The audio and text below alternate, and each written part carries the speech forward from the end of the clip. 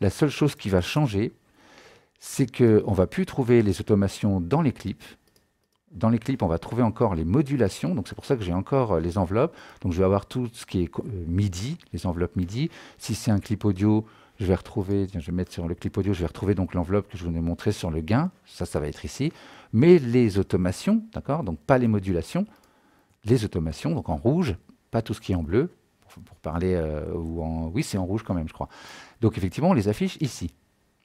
Avec la particularité, c'est qu'on peut se dire, bah, celle-là, je vais l'avoir tout le temps sous les yeux.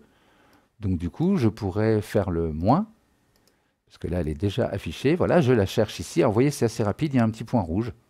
Ça veut dire qu'il y a une enveloppe, donc je n'ai pas à chercher le point rouge, filter cutoff. Si je veux l'avoir toujours sur les yeux, je clique sur le petit plus. Ça ne duplique pas la piste, même si on a un peu l'impression qu'il y a 2 fois le clip. Ne vous faites pas avoir si vous êtes débutant. C'est juste effectivement qu'on peut continuer à voir les notes, les choses qui sont en dessous de l'enveloppe, même si ici c'est tout petit et qu'on veut voir que celle-ci qui est affichée en permanence. Parce que vous savez que c'est de façon, je ne sais plus comment on dit, mais quand je sélectionne un bouton, c'est cette enveloppe qui va être dynamique, voilà, de façon dynamique.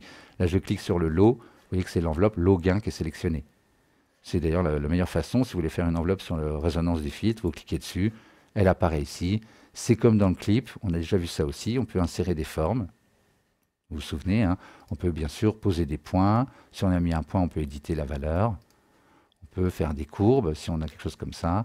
Vous vous souvenez de ça, on se met à côté, ça devient un peu plus brillant, comme ça, plus lumineux.